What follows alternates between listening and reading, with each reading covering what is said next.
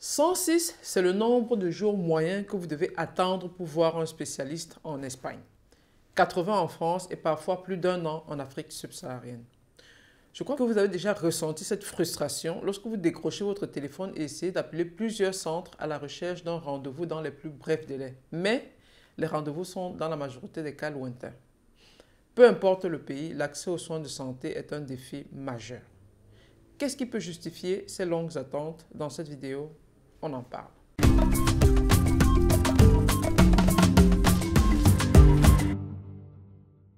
Salut à tous, bienvenue à nouveau sur ma chaîne. Je suis le Dr Ngaya, médecin anesthésiste et responsable de l'entreprise Domaine Médical à Barcelone.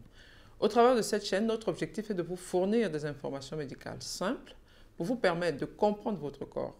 C'est ainsi que vous serez à même de prendre des décisions éclairées concernant votre santé et celle de vos proches. Aujourd'hui, nous allons parler des listes d'attente. Personne n'aime faire la queue au supermarché pour embarquer dans un avion ou pour avoir accès à un concert. Nous n'aimons pas attendre. Si pour des événements aussi courants qui ne sont pas contraignants pour notre santé, nous n'aimons pas attendre, imaginez comment on se sent quand on doit attendre pour voir un spécialiste pour un problème de santé ou pour une opération chirurgicale. Une fois, un patient m'a appelé en me disant qu'il souhaiterait voir deux spécialistes, un cardiologue et un neurologue.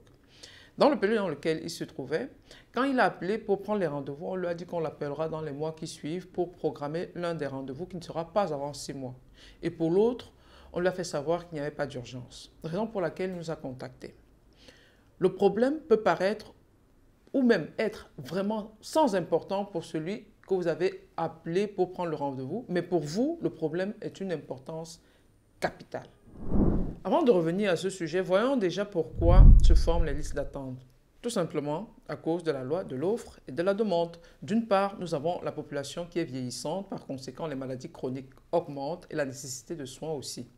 D'autre part, il existe un manque criard de spécialistes, surtout dans les zones rurales.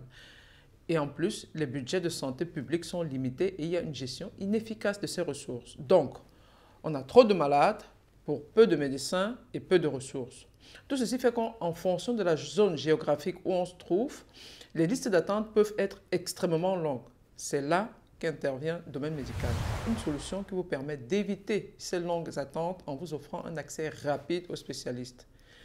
Pour revenir au cas du patient, il avait des palpitations au niveau du cœur et les mains qui tremblaient parfois. Vu qu'il était dans la trentaine et qu'il avait un poste de responsabilité, on a classé tout cela sur le compte du stress.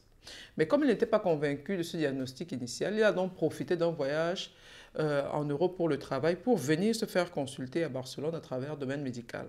Domaine Médical est une conciergerie médicale qui a comme service principal accompagner les patients qui désirent se faire soigner à Barcelone. Nous organisons des rendez-vous médicaux, les examens complémentaires et accompagnons tous les patients durant les visites et même pour les actes chirurgicaux. En 72 heures, vous avez la possibilité de voir autant de spécialistes que vous désirez. Quel peut donc être l'impact de ces longs délais pour les patients? Les conséquences sont multiples, mais je retiendrai juste deux. Le premier, c'est l'aggravation de leur maladie. Prenons par exemple le cas des patients en liste d'attente pour une pose de prothèse de genou. Ces personnes ont généralement de la douleur qui les empêche de marcher normalement.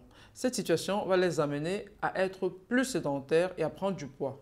Plus elles prendront du poids, plus elles auront de la douleur et moins elles bougeront. Donc on entre dans un cercle vicieux. Et comme je l'ai expliqué dans la vidéo sur l'arthrose, sachant que chaque kilo en plus de son poids idéal représente une pression d'environ 4 kg sur les genoux, si le cercle vicieux se maintient, le genou souffrira plus.